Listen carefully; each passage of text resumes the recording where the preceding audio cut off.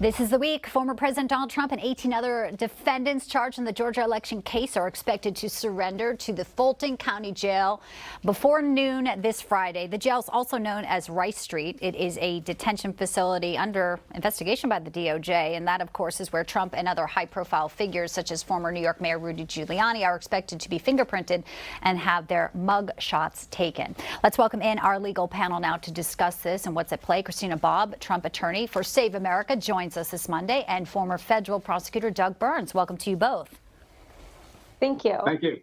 Great to have you in. All right, so it's interesting to see how, legacy left-wing media is talking about this case and how others are as well. There's this article in The Atlantic saying that the Constitution prohibits Trump from ever being president again, saying the only question is whether American citizens today can uphold that commitment. They're talking about the 14th Amendment. Christine, what do you make when you see something like this? Are they doing, mental gymnastics here to try and spin the law? To say the least, this is a liberal pipe dream, and I would go so far as to say it's not even in the realm of possibility. The 14th Amendment specifically addresses insurrection and prevents anyone from guilty of insurrection from holding federal office. Well, in order to be found guilty of insurrection, you have to be charged with insurrection. That's not even on the indictment here. Right. So not only is he not convicted of it, he's not even charged with it, which of course it would have to go through the appeals process. Now, liberals want you to stand on your head and do some gymnastics and squint, and maybe hopefully you'll see how, obstructing official proceeding is basically the same thing as insurrection, but it's not. It's very clearly not. And legally, it is factually and legally very, very different. So I don't even see this as in the realm of possibility. Yeah, I'm not a lawyer, but I want to counter with this. I found this very interesting.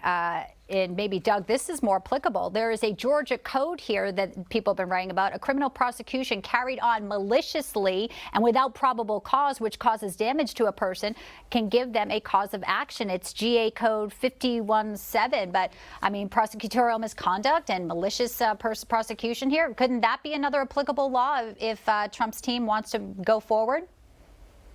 Well, the best way to put that is that if the Republicans were saying that, then it would be laughed at, mocked, rejected. If it was in reverse, then it would be, oh, absolutely. So Christina's point is the key. In other words, they just, it's like trial later, punishment first, Alice in Wonderland, whatever the quote was. So the point is you can't just glibly say, oh, yes, he's guilty of insurrection when A, you haven't charged him with it, B, he hasn't been convicted of anything. So it's just laughable. And again, the reason I mentioned the thing about in the two directions is it's all about double standards.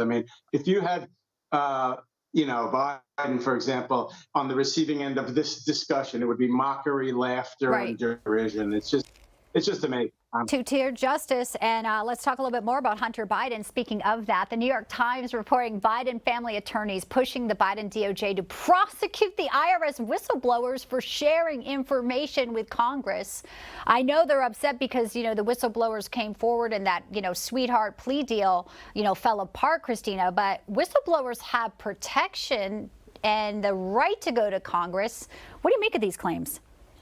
Well, it just goes to show that the Biden Department of Justice, including Biden family lawyers, have weaponized the Department of Justice against their political opponents and against anyone who gets in their way. They want complete control. They want complete power over everybody in this country, and they're willing to run over the little people to get it. So if someone's in their way, an IRS employee, let's throw them in jail. That's what they're trying to do. It's despicable, and it's weaponizing the Justice Department, and it's illegal.